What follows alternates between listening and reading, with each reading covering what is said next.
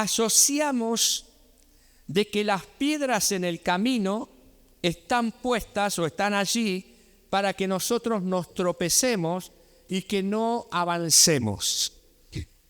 Y depende de cuál sea nuestra actitud frente a las piedras que encontramos en el camino, va a ser si esa piedra nos hace caer o si esa piedra nos sirve para elevarnos más. Todo depende de nuestra actitud.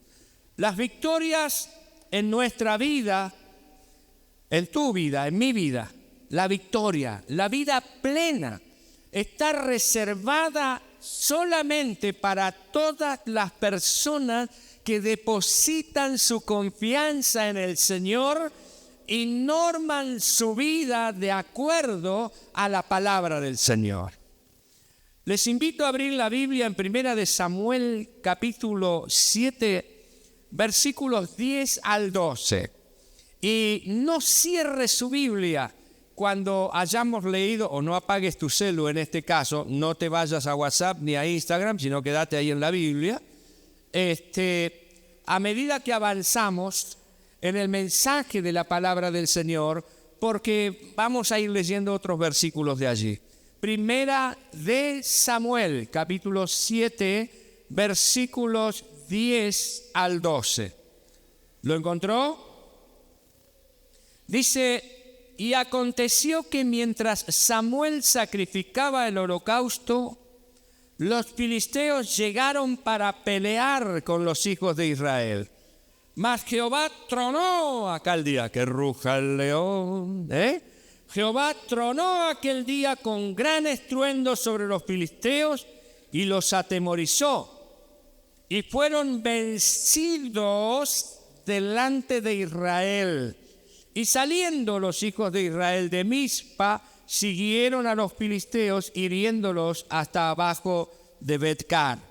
Tomó luego Samuel una piedra y le puso entre Mizpa y Sen, y le puso por nombre Ebenezer, diciendo: hasta aquí nos ayudó Jehová. Ebenezer significa piedra de ayuda. Ebenezer significa piedra de ayuda. Y esa piedra de ayuda, déjeme explicarle por un momentito, está representando a Dios. No es que la piedra es Dios, por favor, no estoy diciendo eso. Lo que estoy diciendo es que es una metáfora de Dios.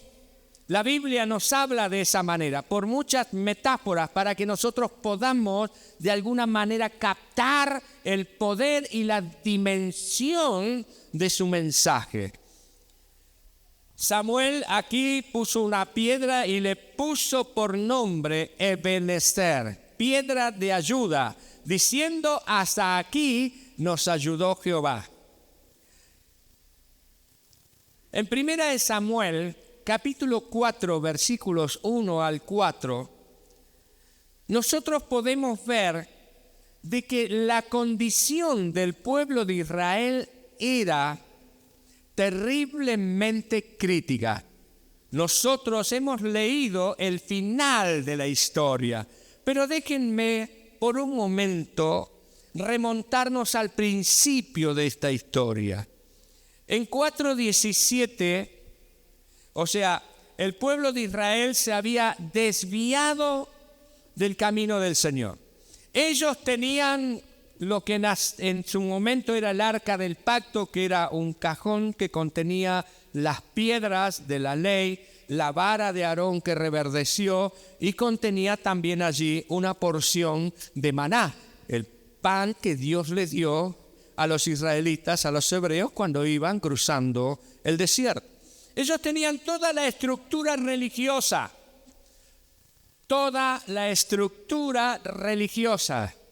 Tenían el arca del pacto, tenían las tablas de la ley, tenían la vara de Aarón que reverdeció, tenían el maná, tenían al sacerdote, al sumo sacerdote y a los sacerdotes, tenían toda la estructura, todo. para seguir al Señor. Sin embargo, sus corazones se habían apartado de Dios. Eran religiosos.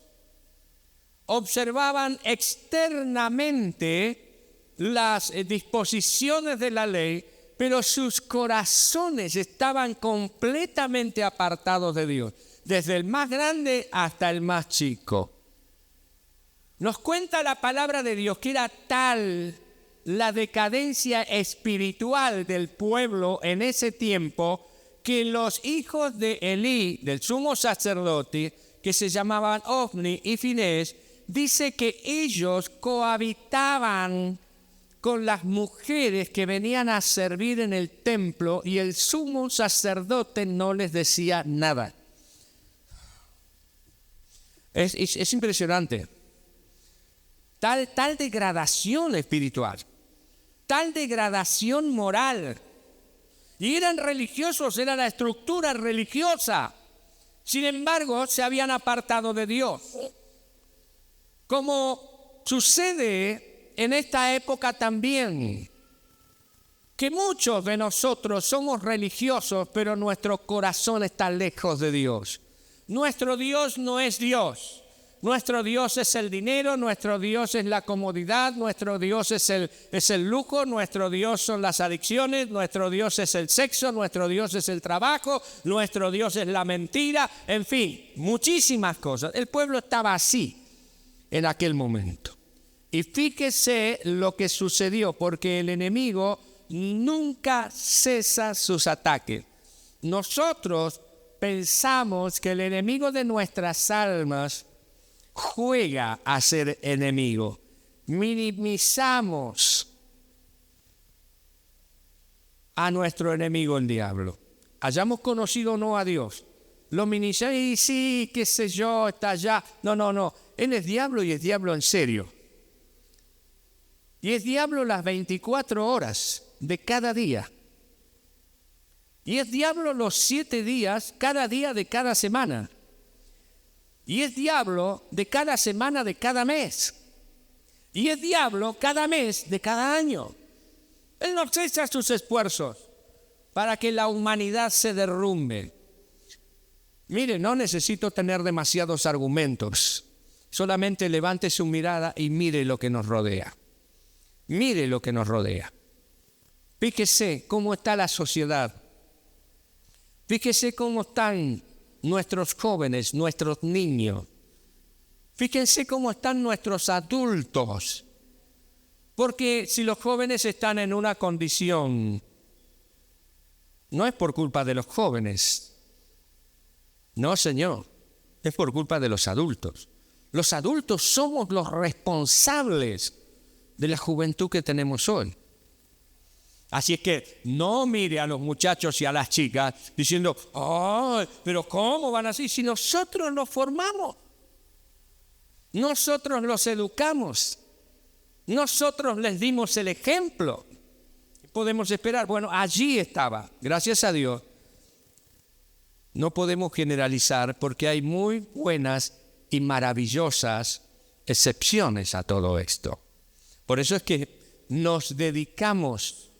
Por eso es que nos esforzamos en rugir con el mensaje del Evangelio de Jesucristo, para que la tierra se estremezca, para que los muchachos, las chicas conozcan al Señor, para que los adultos conozcan al Señor, para que aquellos que son padres de adolescentes puedan tener claridad sobre cómo formar, cómo educar a sus hijos y a sus hijas.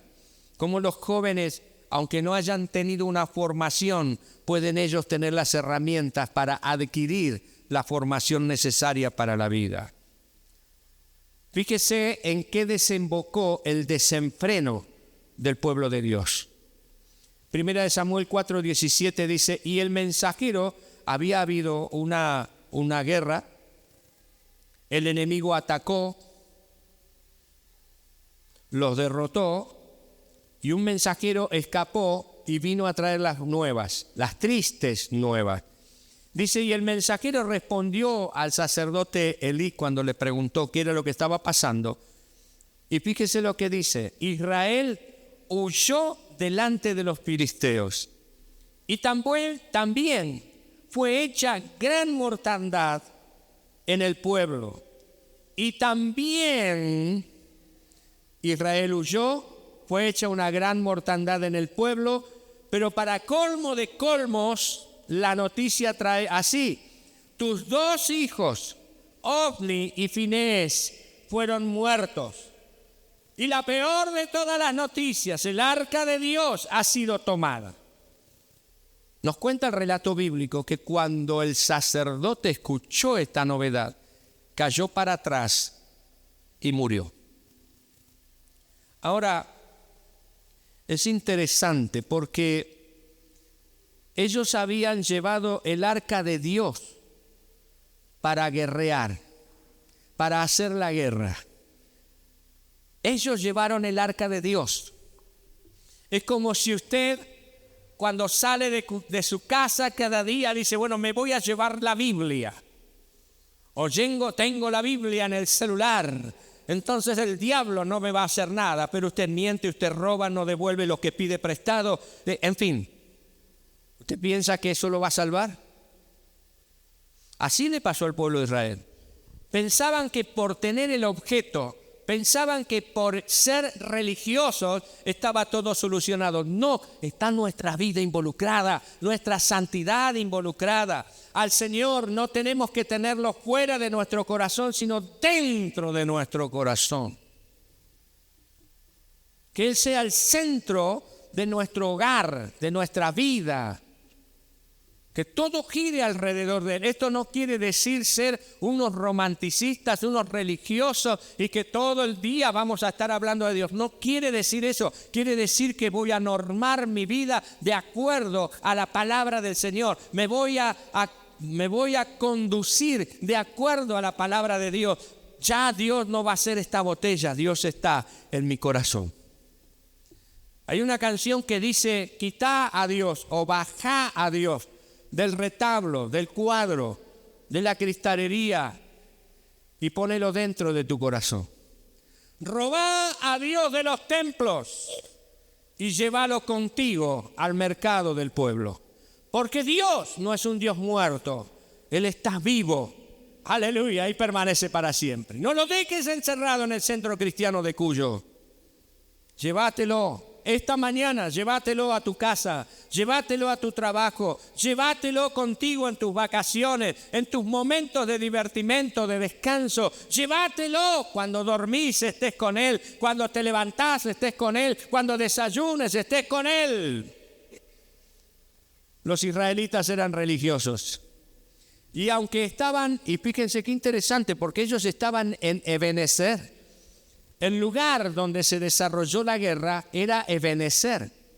Y tenían 2 cosas a su favor. En primero, tenían la piedra de ayuda, que es Dios. Estaba a disposición. Segundo, tenían el arca del pacto, que es símbolo de la mismísima presencia de Dios. ¿Cómo no vamos a ir en victoria si tenemos la piedra de ayuda? Sin embargo, ambos símbolos de la cobertura y de la presencia de Dios no estaban en sus corazones. Sus corazones estaban lejos de Dios. En el capítulo 7, versículos 3 y 4 de Primera de Samuel dice, habló Samuel, porque aquí está la clave. Ellos cayeron frente a sus enemigos. El sacerdote Elí muere y vienen a Samuel, un hombre de Dios. Y Samuel, ¿qué podemos hacer? Entonces Samuel les dice, si de todo vuestro corazón se vuelven a Dios y quitan los dioses ajenos y a Astarot de entre vosotros y preparan su corazón para el Señor y solo a Dios sirven, Él los va a librar de las manos de los enemigos.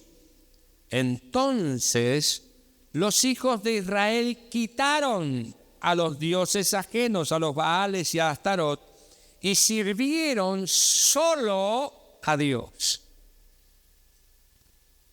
Tenían la religión, tenían el arca del pacto, tenían toda la estructura religiosa, pero su Dios no era Dios.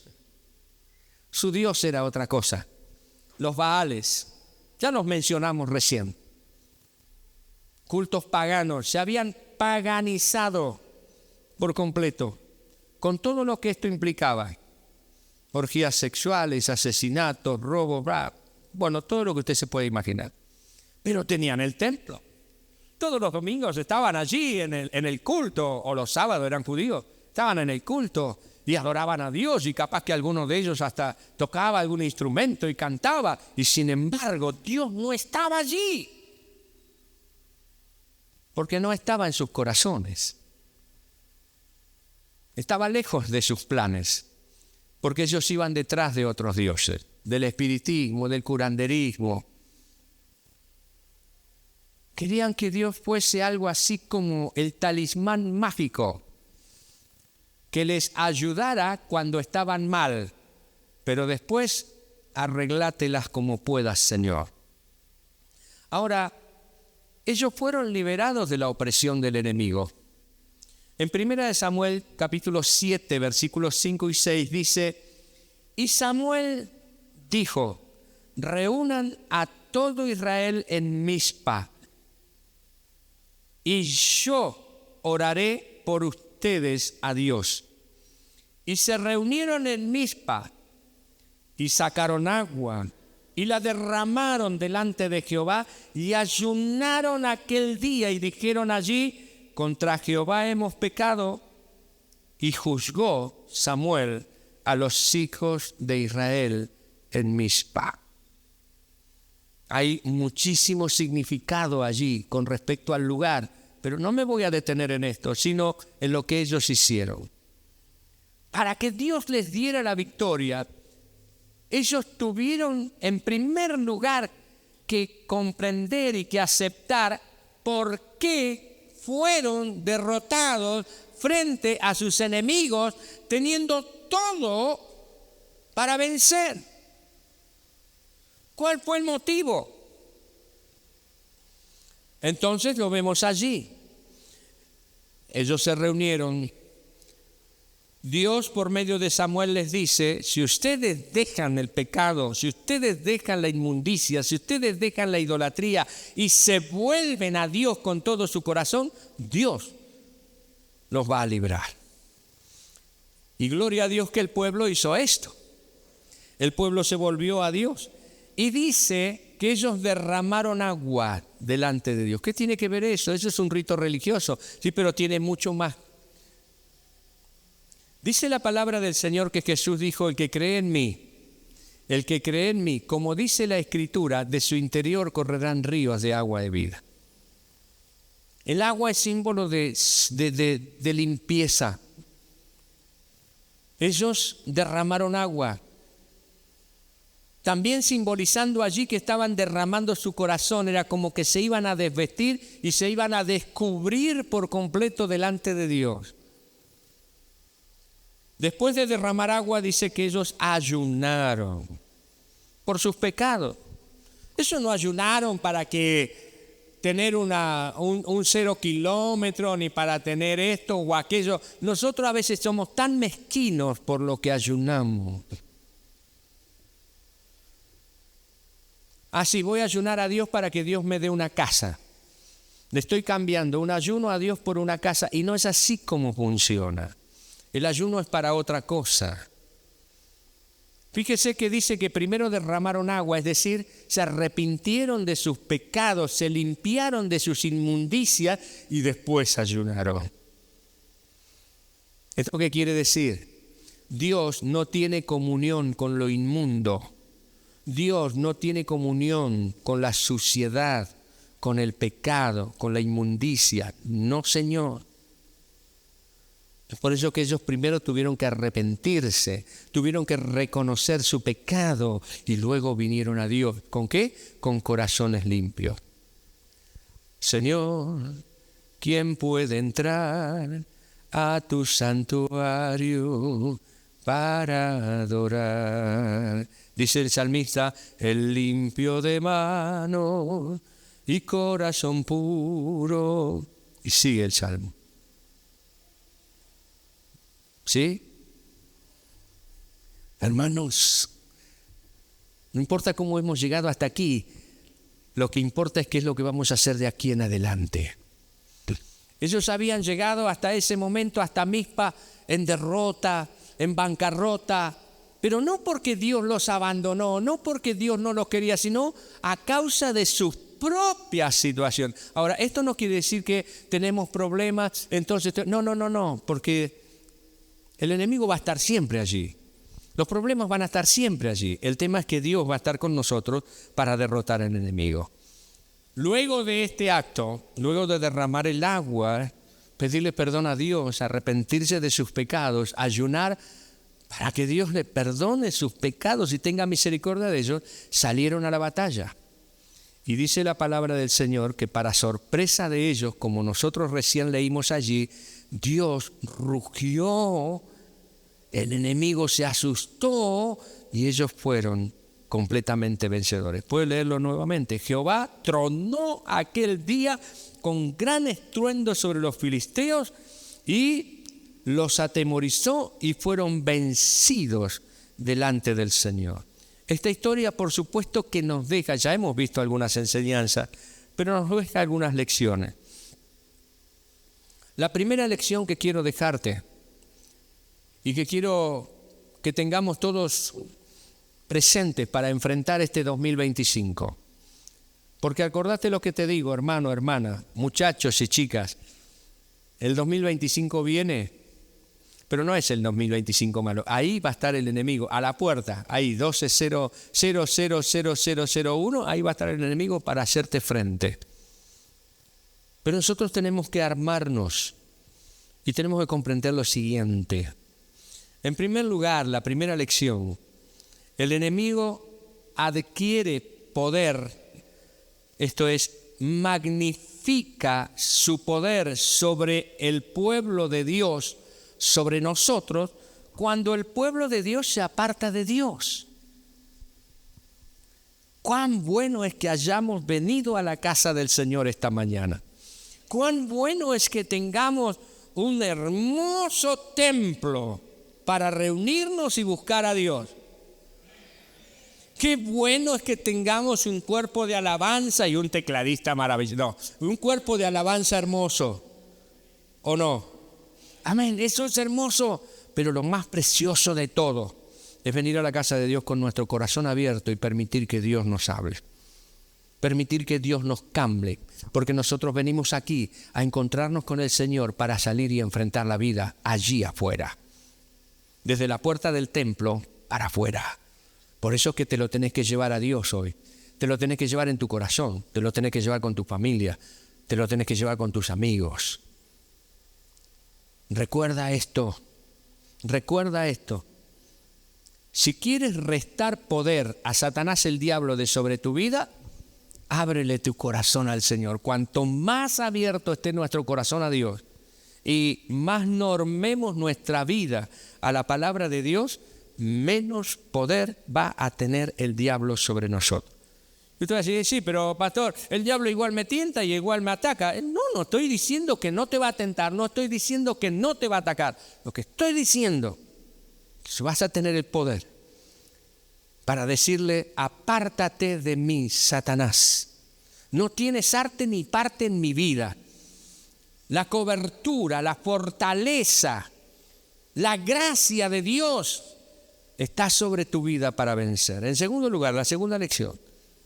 El enemigo va a presentar batalla cuando nosotros estemos buscando a Dios sinceramente. No esperes que el diablo te dé una palmadita en la espalda y te diga, qué bueno José, qué bueno Andrés, qué bueno Joel, qué bueno Domingo, qué bueno que viniste a la casa, te felicito, vamos, hay que buscar. No, el enemigo va a presentar batalla porque fíjense, cuando el pueblo de Dios estaba allí buscando a Dios y estaba arreglando sus cuentas con el Señor, es cuando el enemigo atacó. Lea la palabra y se va a dar cuenta. Ahora, ¿qué sucedió? Y sí, que salió vencido el enemigo. ¿Por qué? Porque Dios pelea nuestras batallas. Así dice el Señor, marchad y no temáis, porque no es vuestra la guerra, sino del Señor. No habrá para que peleéis, porque vuestro santo Dios por vosotros peleará, pues la batalla es del Señor. Amén. Es así, mi hermano y hermana, bajo la protección del Señor. Usted y yo jamás caeremos frente al enemigo, sino que prevaleceremos. ¿Por qué? ¿Porque somos superiores a otras personas? No, porque Dios está con nosotros, porque Él es la fortaleza de tu vida. La fortaleza de tu vida no es esta plataforma, no son estos micrófonos, no es este templo, no es el aparato que tenés donde lees la Biblia. La fortaleza de nuestra vida es nuestro Dios. Amén, ¿puedes decir amén? Gloria al Señor. Para reflexionar, entonces, y finalizamos. ¿Quién es nuestro Dios? ¿Quién es tu Dios? Para pensar. Estamos en el templo, pero ¿ante quién nos arrodillamos? Tenemos la Biblia en la tablet, en formato papel, en el celular. Pero, ¿qué pasa? ¿Normamos nuestra vida de acuerdo a la palabra de Dios? ¿O seguimos en la nuestra? Y porque Dios es amor y porque Él está obligado a bendecirme, haga lo que haga. No. Lee bien la palabra de Dios.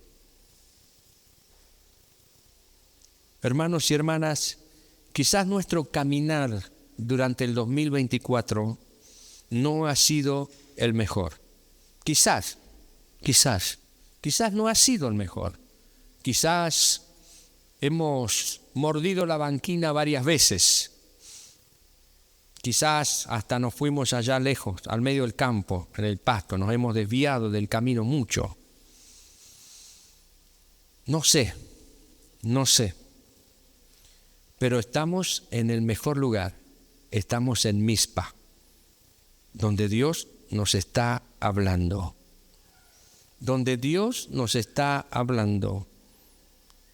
Tengamos en consideración lo que Dios esta mañana nos está diciendo por medio de su palabra.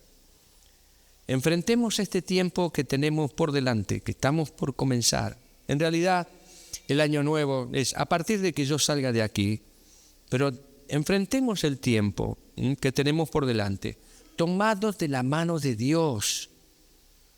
Eso no quiere decir que tenés que dejar de estudiar, no quiere decir que tenés que dejar de trabajar, nada de eso. Quiere decir que vas a estudiar como un hijo de Dios o una hija de Dios. Quiere decir que vas a trabajar responsablemente como un hijo o una hija de Dios. Quiere decir que te vas a conducir o nos vamos a conducir en la calle como a Dios le agrada. Y quiero dejarte una última reflexión. Grábala en tu corazón. Un amigo me la compartió hace mucho tiempo y de tanto en tanto salta a mi consciente desde el inconsciente. Y es esta: con Dios nunca se pierde, con Dios siempre se gana. Tenlo siempre presente. Amén. Estamos de pie, oramos al Señor.